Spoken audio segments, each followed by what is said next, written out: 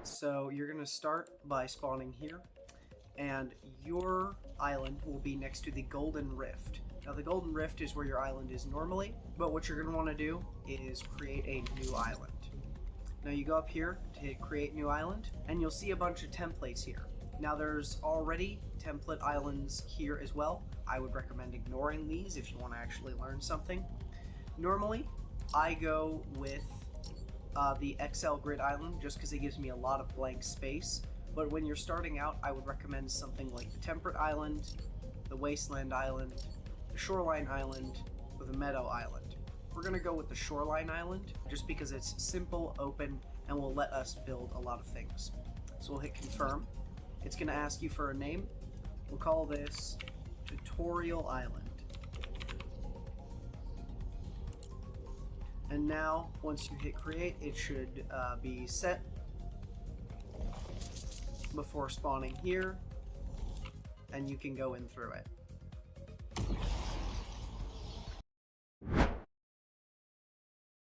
Now you'll notice you spawn from the air in somewhat the center of the island, and you begin skydiving. What you're going to want to do is double tap space or the jump key, and now you are currently flying. You may not be flying as fast as I'm flying right now. That's because I usually keep my flight speed on 10, but we'll get to that in a minute. So you'll see on the left, all the controls for flight are well mapped out. The ones you may not recognize are the heat map. What that is when you turn it on, it shows you how much memory is being taken up in a given space. And it shows you that on your mini map and on your normal map as well. You'll see a lot of it's blue. This is because our map is taken up by almost no props. So we'll go ahead and toggle that to memory values on. So it also shows you how much memory is being taken up. Again, it's not going to show us that with this few props, but either way, go ahead and turn that back off. Now phase, you'll notice I am blue and can travel through props and terrain and really anything except for the outside barrier. That is what is referred to as phase. You can turn phase off, and now I continue to collide with props again, but am still flying. Go ahead and turn that back on. You almost never want that off. It can be useful in some cases, but I pretty much always keep it on. Now if you hit B, you go to quick menu. We will get to what a lot more of these things do in just a moment, but what we're going to want to do instead is pull out our phone. Now you'll notice the phone is in the bottom left corner there. It's the blue thing, and I have it set to the apostrophe key. That's what it defaulted to on my keyboard. And what the phone is it allows you to basically move around props like so, and we will get to that in just a moment. First, what we're going to want to do is open the creative menu. We'll start out at island settings. We're going to get more into that later. What we're going to start off with is we're going to go to content. Home is just a place where you can see a lot of props you've used recently alongside a lot of popular or featured props. We're going to go down to prefabs. Now prefabs are a lot of the prefabricated buildings and structures, and you can use these, but they take up a lot of memory, and generally speaking, I would recommend you build your own props, predominantly just to get better at it. Looking through prefabs gets you a really good idea of what you may be looking for. Like for instance, if you wanted to build a castle, well, you could just look up here and see all of these castle structures and think, well, maybe that will be good for my castle. You can also search things like if I wanted a more industrial looking building, I could search something like factory. And would you look at that, I have a bunch of factory props here. Like I could go to this flush factory one right here. Now you'll see two options down here, open and equip.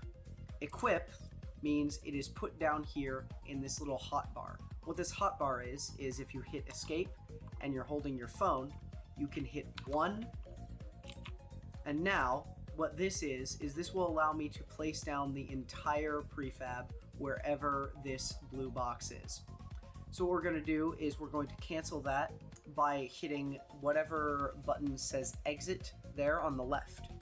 For me, that is right click. So we're going to quickly go back into our creative menu, back to content, prefabs, and click on Flush Factory again. This open tab here allows us to see all the props that are contained within this structure. So if you look at Flush Factory and you go, that's cool, but I only want this smokestack here, you can simply click open and scroll down until you find the little chimney or smokestack there and use those props. And you can simply click on it and then either press equip or place now. Equip puts it in your hotbar, place now takes you out of the menu and lets you immediately place it. Now we're going to go out of flight here by double pressing space again. And I'm going to unequip this by hitting right click. I'm going to go back into the menu, back to content, prefabs, and you'll notice we're already back here. And I'm going to go ahead and also equip this wall here by clicking on it and pressing 3 so that I'm not overriding anything in my hotbar. You can override anything at any time, but I like to keep my hotbar mostly full with things I'm using. So we're going to hit escape and escape again. Now that we have these props here, I'm going to show you how to manipulate them and the differences between them. We're going to start off with what the game refers to as buildings. So we're going to hit 3, and now we pick up this wall. You'll notice I don't have a lot of settings there on the right. This is because there aren't a lot of customization options for buildings. However, buildings are really easy to put down. You'll notice it is on a very simple grid, and this makes the props incredibly easy to use. This grid is on the same as the grid for Fortnite's build mechanic, so you can place it down like this, and this would be the same as if you were to have built these walls in the standard game. Now, if I want to delete these, you'll notice there on the left, it says X for delete, so I'm just gonna delete all of those. However, if I wanted to copy this prop, you'll notice on the left again, it says copy is left click. So what copy does is it leaves this prop here, but lets me grab a copy of it. Now I can cancel with right click, and if I hit right click, what I can do is, if you notice on the left it says cut, what it does is it gives me the prop, but it takes where that prop was. So I can move it elsewhere without having to pick it up, move it, and then delete it, which is a very useful discrepancy. Next, we're going to move on to props. Next, we're going to hit 2 and mess with this chimney a little bit here. Now, I don't like how far away this chimney is, so I'm going to hit C to pull it in. You'll notice it says I can do that there on the left again. And if I thought it was too close, I could push it, but I don't think it's too close, so I'm going to pull it again. I also don't like that it's constantly clipping through the ground here. I want to be able to see it more clearly. So what I'm going to do is I'm going to turn on its collision by holding V. Now it collides with everything, which means if I push it against the terrain, it'll collide with that. And if I walk over here and push it against a tree, it'll collide with that as well, and it will not go through the tree. Now, I can hold V again to turn collision on terrain only. That means it only collides with this terrain and nothing else. Now, keep in mind, this will not collide with placed terrain. So if I were to place a block in the world, and even if it claimed it was a piece of terrain in the menu, it would not be considered a piece of terrain, and this would go straight through it, which is a bit annoying, but it could be worse. Finally, if I decide that I still don't like this collision, I can turn it back off, and it collides with nothing again. So I'm going to turn it back onto everything, simply because that's the way I like it. Pull it a little closer again, and we are continuing to be able to manipulate this prop. Now, I don't really like that it's not on a grid, so what I'm going to do is I'm going to hit V, and that puts it on a 32 segment grid. A 32 segment grid is still a lot of play, and I want to place this even more precisely.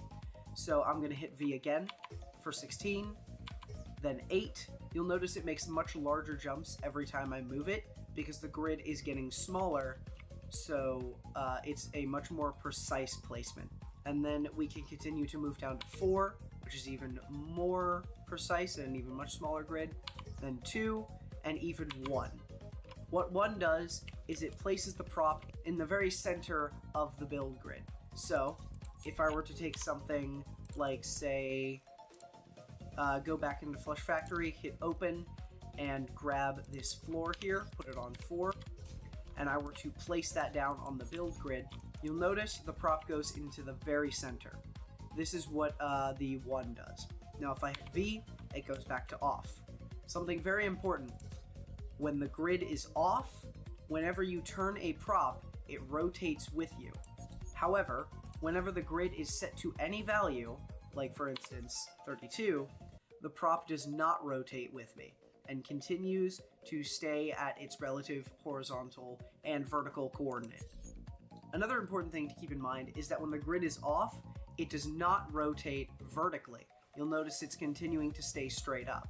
However, as I said, if you turn to the left or right, it will rotate with you on that axis. We're going to go ahead and rotate this prop. Now we can do that by hitting R to rotate it like this, and E to rotate it like that. Now you can change our rotation axis by, as you can see on the side, pressing Tab.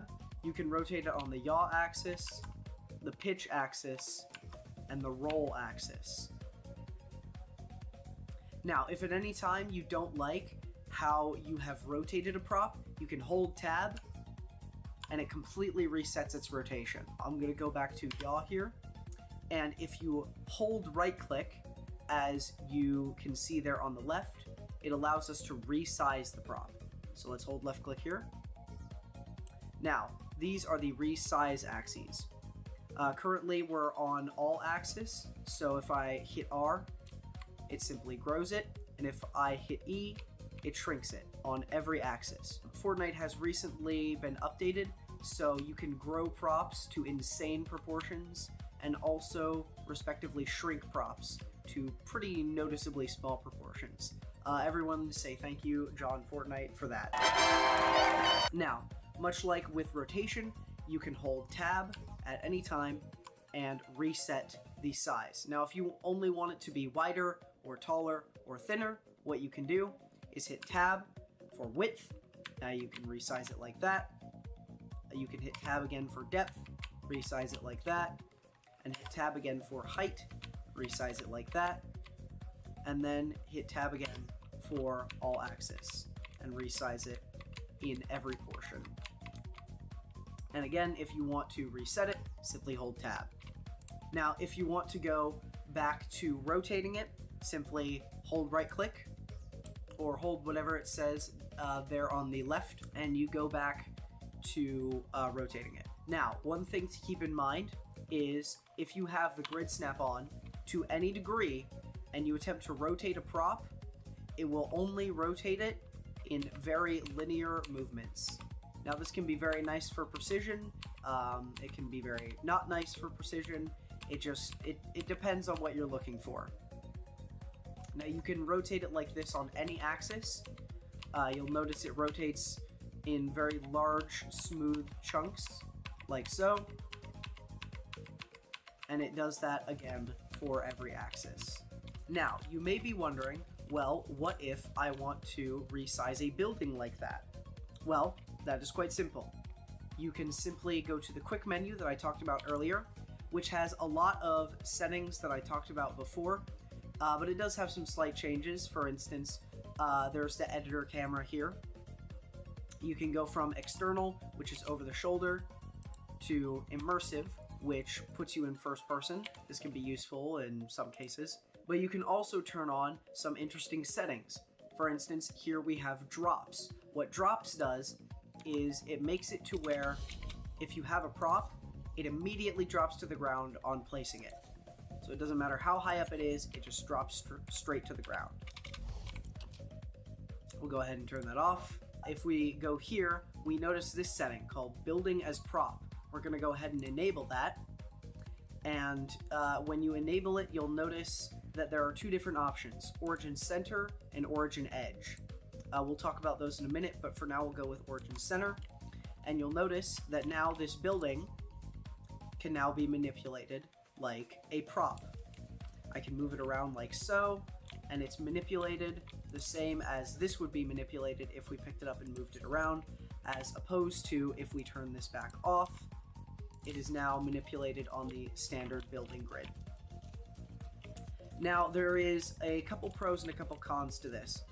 First of all, you cannot place blocks like this when they are on the standard building grid. It will not let you. However, when you turn building as prop on, it will let you place up into the air.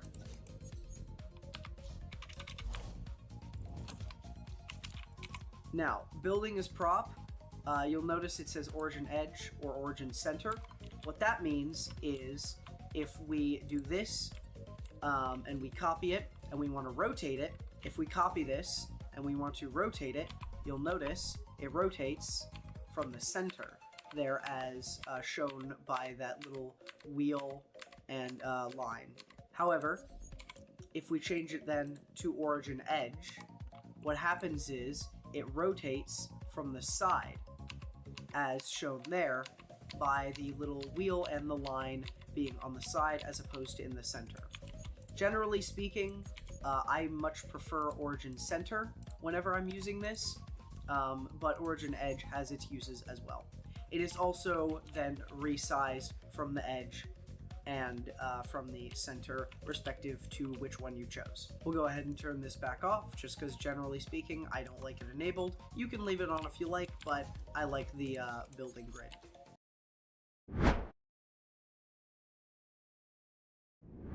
Now, the more astute among you may have noticed the memory usage up at the top there, and the even more astute among you may have also noticed that whenever I place something down, that number goes up.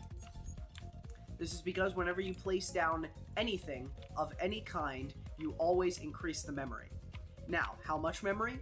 Well, if I take this prop here, you see that +3 in the center of the screen? That is how much memory it is consuming at any given moment. That is very important to keep in mind because certain things, like if we go here to devices, and also make sure to delete factory because that will always search if you leave it up. If we go to something like this button, which we will be using in a second, you'll notice placing a button down costs a pretty noticeable amount of memory. However, it's important to keep in mind that when you place something down and you place another one, you'll notice it went down a lot. This is because the initial instance of placing something down costs way more than it does to copy it. Now, what's important to keep in mind is that you may be noticing whenever I turn, the amount of memory shifts ever so slightly.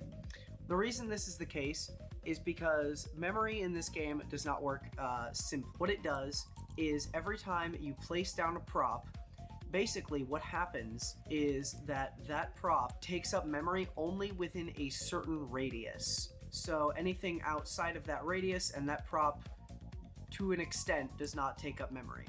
This isn't exactly how it works, and in practice it's a lot more complicated, but I don't care, dude. You don't care. I don't care. You don't care. Just understand, you place down a prop, it costs memory, but only sometimes and only kind of like, I don't care. Finally, it's important to remember that you only have 100,000 memory. If you notice up there in the top right of that bar, you technically do have a little bit more. That allows you to place a little bit over the memory limit, about 10,000 if I'm not mistaken. However, it's important to note that if you go over the 100,000 memory limit at all in any point on the map, your map is completely unpublishable. Now, if you don't plan on the map being publishable, that's fine, but that's just an important thing to keep in mind. Next, let's go ahead and get your game actually set up. So what we're going to want to do here is go into the creative menu. Again, what we're going to want to do here is go into the creative menu. Again, you can see which button that is there on the left. For me, it is M. We're going to go to content and then down here to devices. Now, when you hit devices, you'll start up here. What you're going to want to do is scroll down a little bit until you find the player spawner to the right here. Now, in future updates, this may be in a different location, but generally speaking, it should look like this, and you can search it by going to the search bar here and searching player or spawner or something to that nature, and it should always come up. So what we're going to do is we're going to click this, and I'm going to go ahead and override this button here, and what I can do is I can simply hit 5, and it means that I'm now holding this instead of the button. So to make sure that I don't still have spawner in the search bar, because if you go to galleries or prefabs, it'll do the same thing there too. I'm going to go ahead and delete that. Now I'm going to hit escape, and when I hit 5, this is the player spawner. So whenever you start the game, this is where your player will spawn. They will spawn on this pad here, and from there you can move around. If you go here, you'll notice a little text box that says Customize Player Spawner, and a little button next to it indicating what you need to press. So if you hit E, you can go here. Now if you'll notice, there's 6 different options here. There is Basic Options, which just shows you a couple of the different settings within the player spawner. There is All Options, which shows you every option in the entire spawner. There is Modified Options, which is, so if I go here and change the player class to 246, I can go up here and see, that was modified from the default to 246. We'll just set that back to no class. I'll talk about what that means in a minute. And then here we have functions and events. We'll get more into events and functions later. For now, we're just going to stick with the settings. But first, I'm going to talk about this really quick. This allows you to type in a setting to search. Let's say I wanted to only let this spawner be usable on Team 1. Well, if I can't read and can't see that Team 1 is right here, I can simply search team, and player team comes up right here. So let's go through the settings really quick. We have enabled during phase, that is none, create only, gameplay only, pregame only, and always.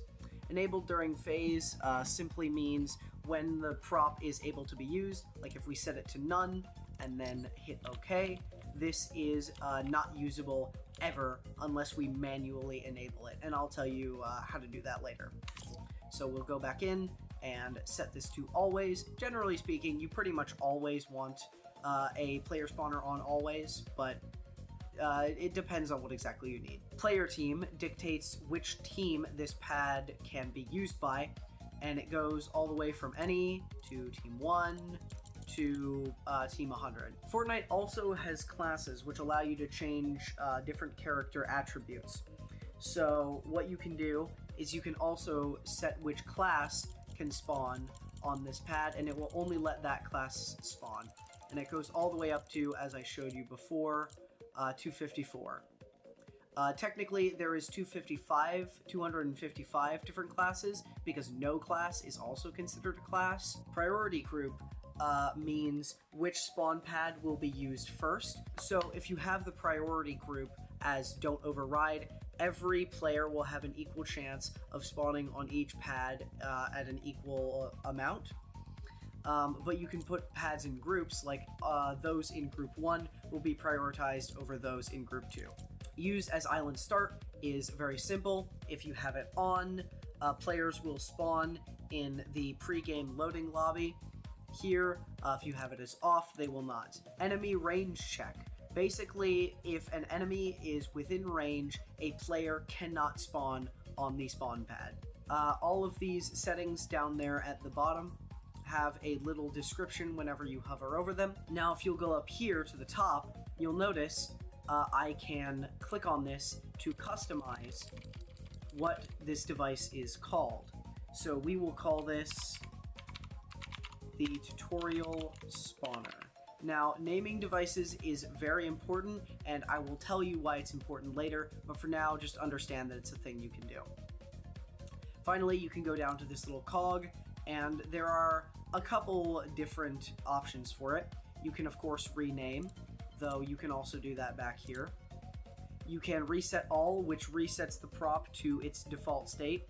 Reset properties, which resets any and all settings that you may have changed, and reset functions and reset events, which I will talk about later. Now, you'll notice 2 options here in the bottom right of the window. There's OK and cancel. Cancel makes it to where any changes that you made after opening this will be wiped, whereas OK confirms all the changes that you made. Be very careful to not hit cancel when you're trying to hit OK. You may very well mess up the prop. So we're going to hit OK there. Now all our settings have gone through, and that is, generally speaking, the kind of player spawner that you're going to be working with most of the time. Now, in order to get the game working properly, we may want to change a couple of the settings in the world itself. So what we're going to want to do is go to the Create menu by hitting M, and you'll notice this here is the island settings. Now, there's a lot of settings here, and I'm not going to be going through all of them. I may do that in another video, but for now, this video is already long enough. First of all, I'm going to be telling you a couple of settings that, generally speaking, you're going to want to stick with. So first of all, you can go up to the search bar here, and you're going to want to search time. The reason you're going to want to do this is because over here in round, for some reason, the default is set to 5 minutes for the time limit. I don't know why this is the case. What this means is that whenever you start a game for testing, it will auto end in 5 minutes, and that's dumb. So we're going to go ahead and hit this to turn it to none, so that the game goes on infinitely until you manually shut it off. And we're going to go here to world and go to time of day. Now, default uses the normal day-night cycle. That means that the world is constantly fluctuating between night and day. So you may want to turn that on eventually, but for the time being, I like to keep everything on 2 p.m. here, and that keeps everything at a good consistent brightness. So we'll go here to exit, and it is now 2 p.m. Sun's at a good spot in the sky, and everything is at a good consistent brightness that doesn't fluctuate. You may want to turn it back on default later, but for now, it's just generally a good rule of thumb to keep it on somewhere around 2 p.m. Now finally, what we're going to want to do is we're going to make a simple system here. We're going to go and hit M, and for the creative menu, clear this, hit content, go to devices, and the devices we want are the button. We'll put that in 6. Then we're going to go up here to get the trigger. We'll put that in 7. And finally, we're going to go down here for the item granter over here, and we will put that in 8. Now, these are 3 very important devices that you're going to be using a lot in pretty much any game that you make. We're going to start off with a very important device, the button. So we'll hit 6 to grab that. Now I will pull it a little closer with C and place it down with left click. Hit right click to make it go away, and we'll go ahead and customize the button. Change its name to tutorial button, and we will go here to all options. I'm going to go ahead and explain a couple of the more confusing ones. Activating team and activating class are both very simple. What team or class can activate them? But what is not so simple is invert team selection. What this is if you have this set to team 4, what invert team selection does is if you turn it on, now every team except team 4 can use this button, but if you turn it off, now only team 4 can use this button. Now you'll notice that when I go here, I can input a value. Most things that allow you to input a value allow you to either change it like this, or input a value yourself, like I can go from 4 to 1 by simply clicking 1 and then dragging off of it, and now it only goes to team 1. The same thing works with classes and invert class selection. Times can trigger is simply how many times the button can be pressed. Delay puts a slight time delay between how long you push the button and how long the button actually does what you set it to do. Reset delay makes it to where when you press the button, it takes a certain amount of time for that button to be able to be pressed again.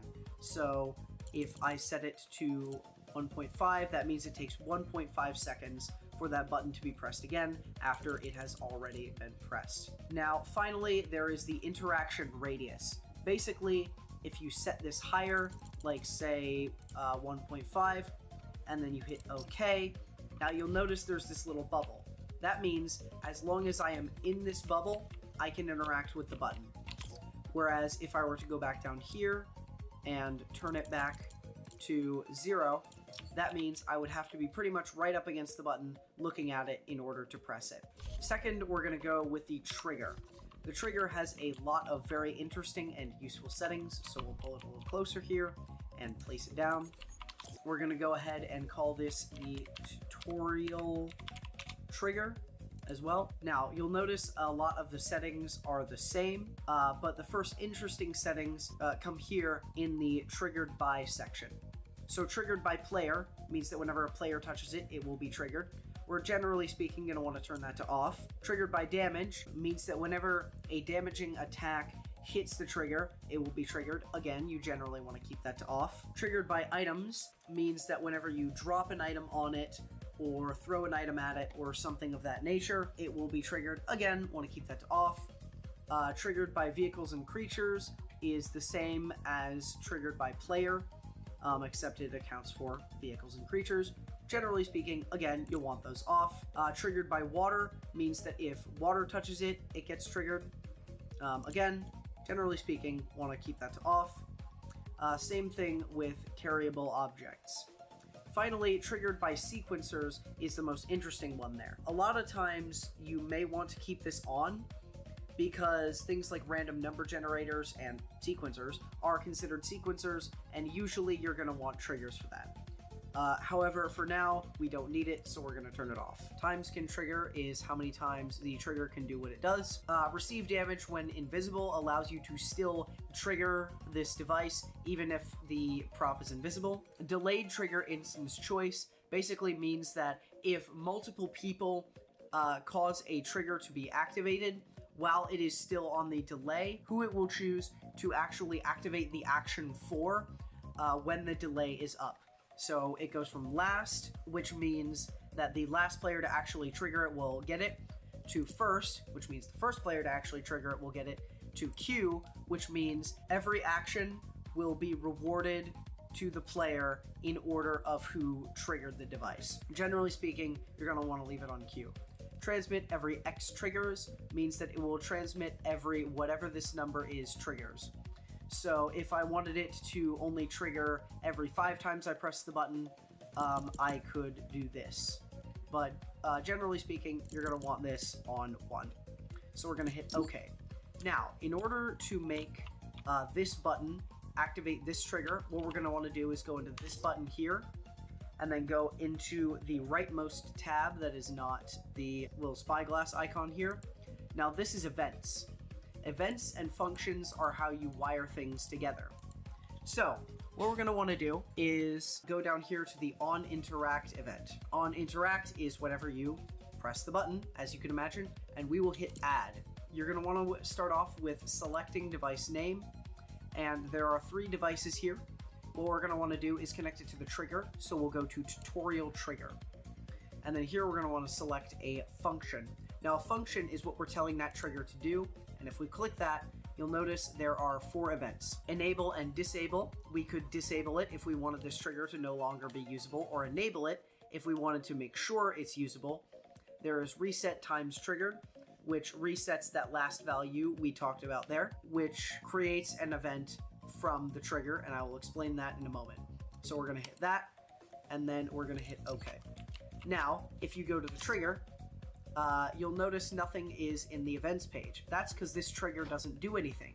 All it does is receive a signal from this functions tab here directly to the left of this rightmost tab. You'll notice that it connects to the button, so the tutorial button onInteracts triggers this object. Finally, we're going to go here and click 8.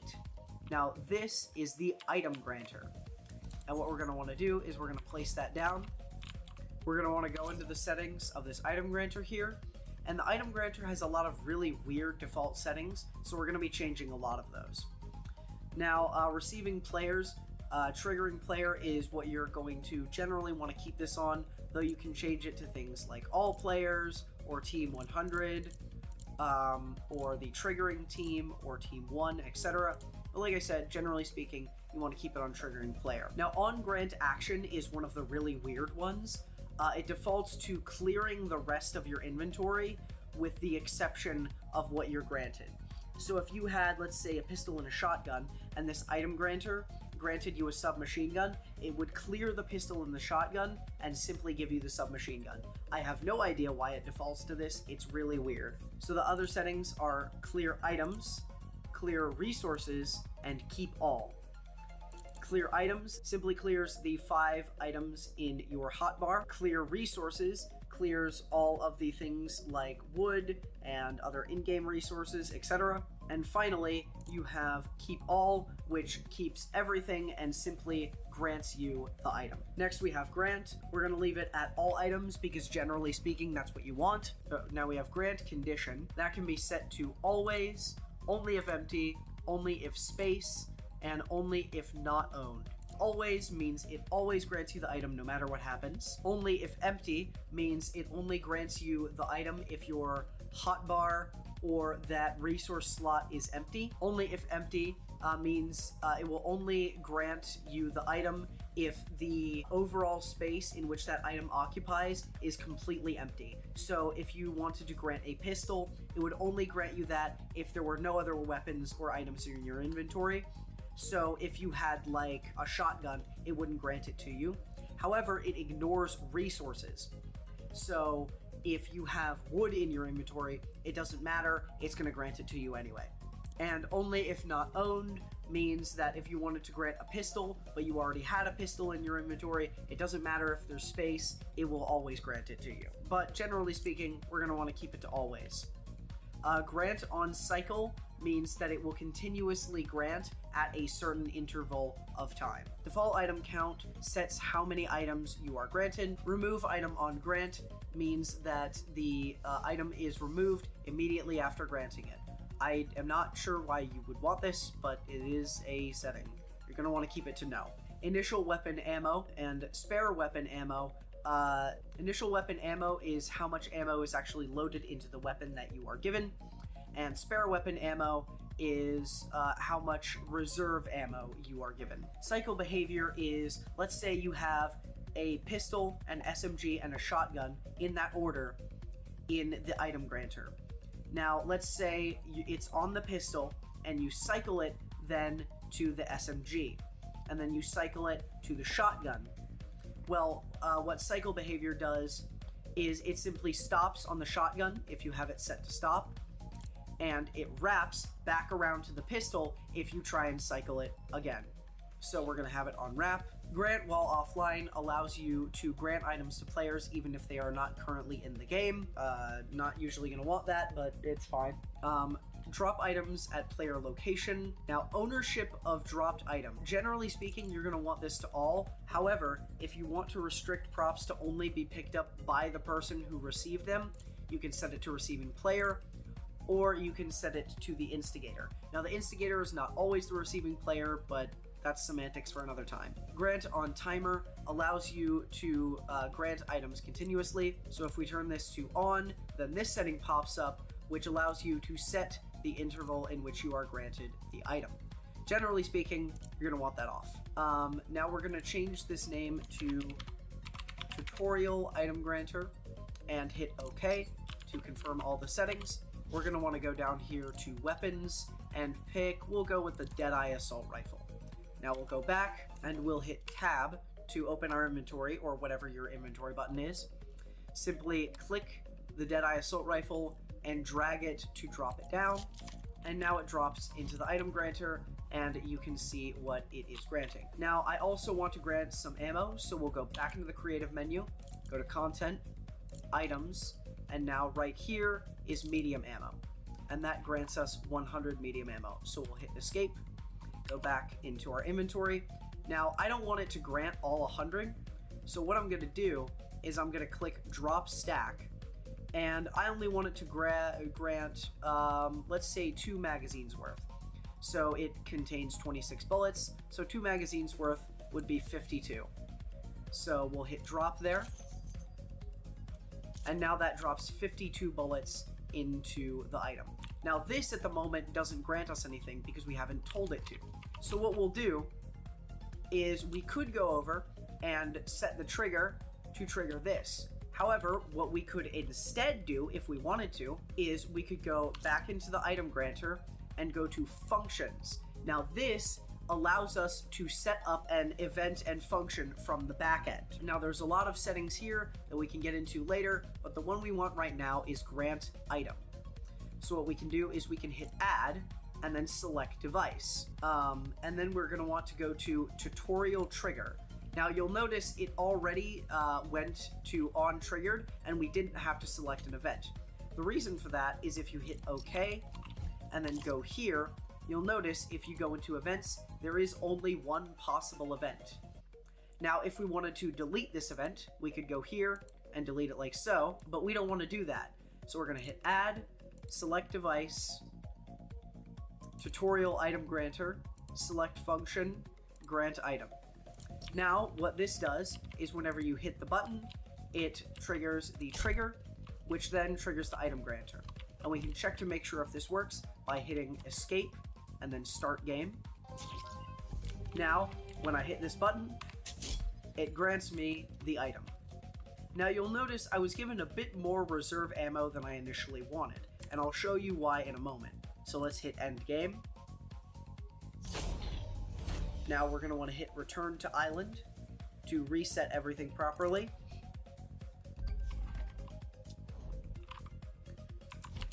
And we're going to want to go back over here, back into all options, and we're going to want to scroll down until you see spare weapon ammo. Now you'll notice that was left on default. That is my bad. I meant to tell you to change that to 0 so that you can set it yourself. Now you could set it yourself if we wanted to set it to that 52 number to simply do that. When we set the spare weapon ammo to 52 and hit OK, you'll notice that when we start the game and hit the button, we are granted 104 spare ammo. Now the reason for this is because we put 52 bullets in the grantor itself and told it to give us 52 spare ammo. So we're going to set this to 0, hit OK, and then start the game, and you'll notice when we hit grant item, it only grants us 52 extra bullets. However, if we end the game again, this is because we put the bullets inside the grantor itself. What we could do is if we wanted to grant it through the item grantor and not put the bullets in manually, we would have to reset the items that were put in there. We can do this very simply by hitting E, going down to this cog I talked about earlier, and hitting clear items. This clears every single item that you have put in the grantor, including, unfortunately, that assault rifle. So we'll hit clear items. Now you may want to wait for a second, because if you hit OK too fast, it may not clear the items.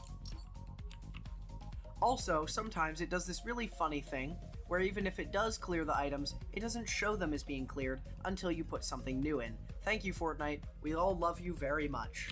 Now let's go back into the creative menu, content, weapons, and click on the Deadeye assault rifle again. Now we will drop it inside, and now the Deadeye assault rifle is there, and you'll notice if we wait, it doesn't switch to another item because it has now realized that there are no items in it and has stopped showing us items. There were no items in it before. Once we cleared them, it just showed them occasionally sometimes. Now, as mentioned, if we start the game and grant the item, we are now granted no reserve ammo. But if we end the game and go back here, the reason we were granted no reserve ammo is because once again, we had set this to 0. If we want to grant it that 52 number, we simply hit 52 like this, and then start the game, and then we hit this, and we are now granted that correct 52 number. We'll go ahead and end the game again. The astute among you may have already thought to yourself, do we even need this trigger? We, in fact, do not need this trigger. We could connect this button directly to this item grantor without this trigger being involved at all. I simply showed you this for tutorial purposes. What we could do is we could hit E, and then go to events, and then delete this event by clicking on it and hitting delete. And then we click on it again, go to tutorial item grantor, select function, grant item, and now pressing this button will grant us this item through the item grantor. Now, it is important to keep in mind, just because I moved this out of the way and deleted the event that goes from the button to the trigger, does not mean that the event that goes from the trigger to the item granter is gone. Because if we go back here and we go into on triggered event, you'll notice it still grants items when this trigger is triggered. Now this means what we've effectively done is created a weird loose end. This trigger does not need to be here and could very easily be used to accidentally exploit the game. We can fix this by either A, deleting this event here because it is unnecessary, or B, simply outright deleting the trigger. If you don't need something, you should not have it in your world. It simply takes up memory and creates more room to be a liability. Now if we start the game and go here to this button, you'll notice it still works because, like I said, the event is simply from the button to the item granter. Now you'll notice we can't press this button again. This is because we only set its trigger limit to 1. If we want to be able to trigger it over and over again, we would have to end the game like this and return, go back in, go to all options, times can trigger 1, we'll set that back so that it is infinite. 0 means infinite in this case. Go ahead and start the game again. We'll hit this, and now we can grant ourselves the spare ammo and the Deadeye Assault Rifle as many times as we want. And because of the settings we picked, now when I hit it again, it simply grants me the extra ammo and also grants me the assault rifle even though I couldn't hold it. And we could just keep doing that until we have more assault rifles and ammo than I can even hold. Because, yeah. Anyway, we'll go ahead and end the game. And that is most of the basics. I will be giving more advanced tutorials on how to do more specific things. If you have any requests, please put them in the comments below. But yeah, that is the basics of Fortnite Creative. Thank you.